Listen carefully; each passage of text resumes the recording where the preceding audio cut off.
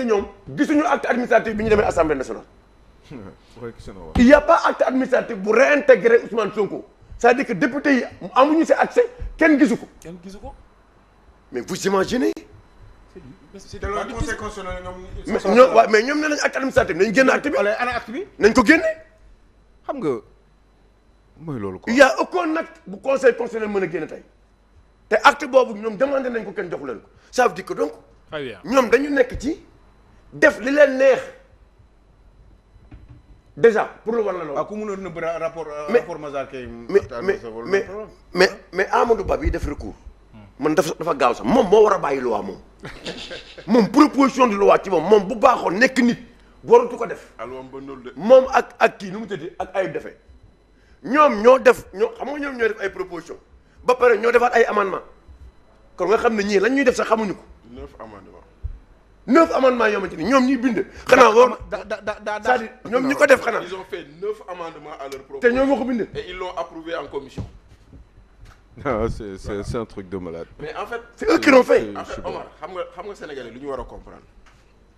tout le monde ñu jàng histoire fii Sénégal on connaît qui a été Adolf Hitler. n'est-ce pas ñun ñëpp xam nañ ko moo lëmbee lëbu mi yéen les enseignants jàngal ngeen ko la deuxième guerre mondiale et cetera les gens oublient que Hitler est arrivé démocratiquement au pouvoir. et il avait 33%. il avait 33% des voix qui lui ont permis d'être chancelier. en 1933 en 1933. après en étant chancelier mu commencé di def benn commencé di jël loi yi di leen pousse benn ba finalement instaurer une dictature kon nag ñun ñii lu ñuy wax ni loolu la Sénégal foofu lañ jëm ba ñu xoolee. c'est les mêmes démarches dañoo xëy fii ñu commencé domestiquer médias yi.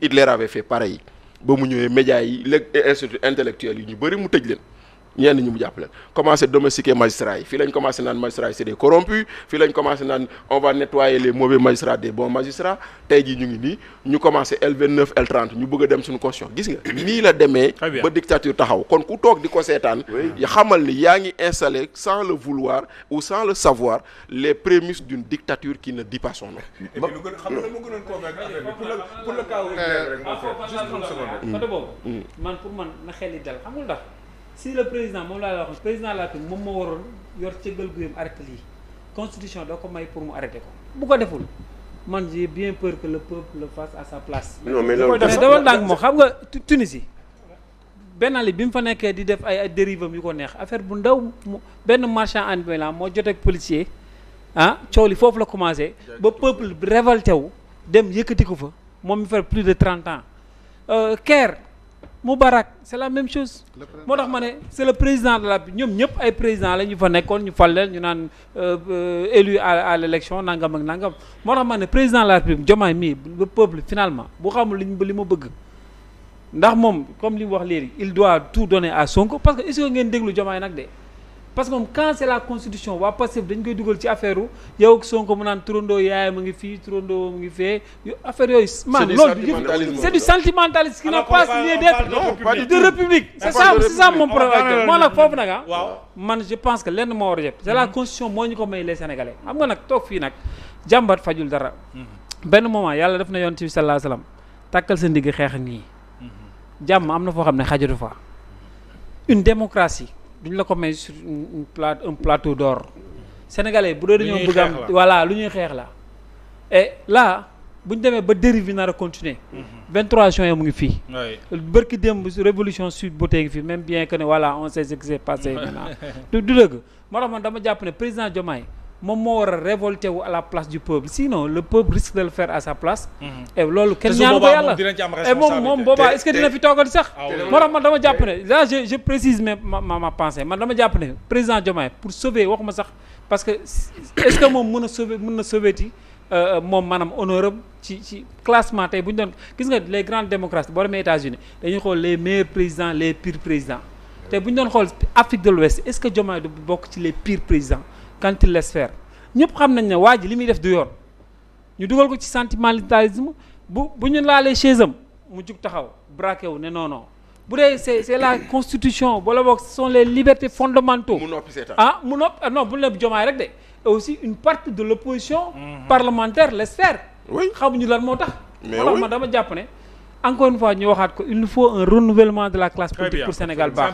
maintenant le peuple nag le peuple que nous sommes ñun dama jàpp ne benn moment ñoo war a révolter wu pacifiquement pour dire non et man d'ici le 29 man nous attendons à des initiatives pareilles pour vraiment arrêter la chose pacifiquement voilà. c'est ça on va daanaka ñoo ñu dem waaw dina ñëwaat ci ñoom Lamine. xam nga même man je suis pas d'accord avec le communiqué du ministre compte rendu il n'a pas été sévère.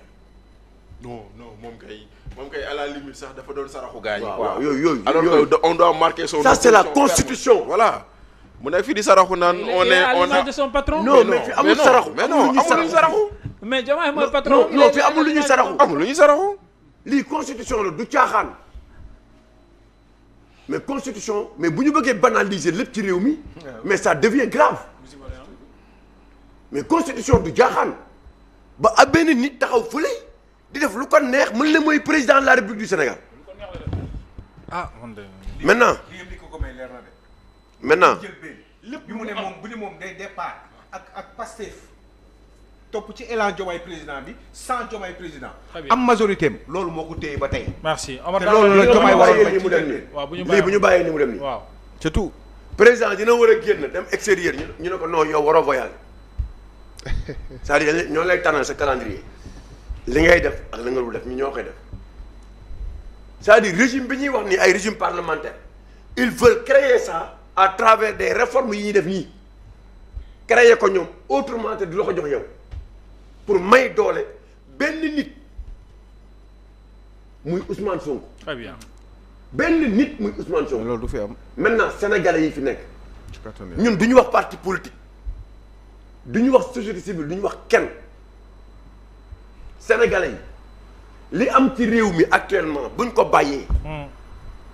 dinañ fi gis lu xamante nii ne lu ne jéggi dayoo ci réew mi.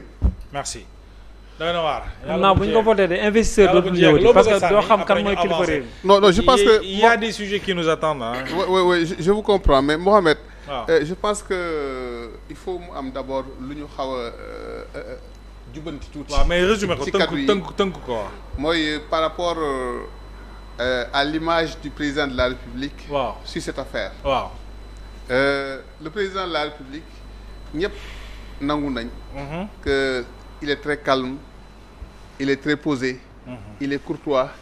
Mais c'est quelqu'un également qui sait prendre des décisions le moment venu. fii de il n'en a pas pris. non attendez xaaral rek xam nga boo seetloo ay weer ci ginnaaw ku la waxoon ne président Bassirou Diomaye dina xëy ne Ousmane Sonko amatuma ci yow confiance limogé ko am na Sénégalais yoo xam ne ils n'y ont jamais cru. C'est quelqu'un qui est très responsable et surtout vigilant par rapport à constitution bi. C'est important xaaral rek ma ñëw. allez-y. Bachir allez-y. gis nga constitution la constitution ce n'est même pas pour le président de la République ni pour l'Assemblée nationale encore moins pour le Premier ministre la constitution c'est pour le peuple. Le président Bassirou il est foncièrement attaché au respect de nos institutions xam nga lan mooy am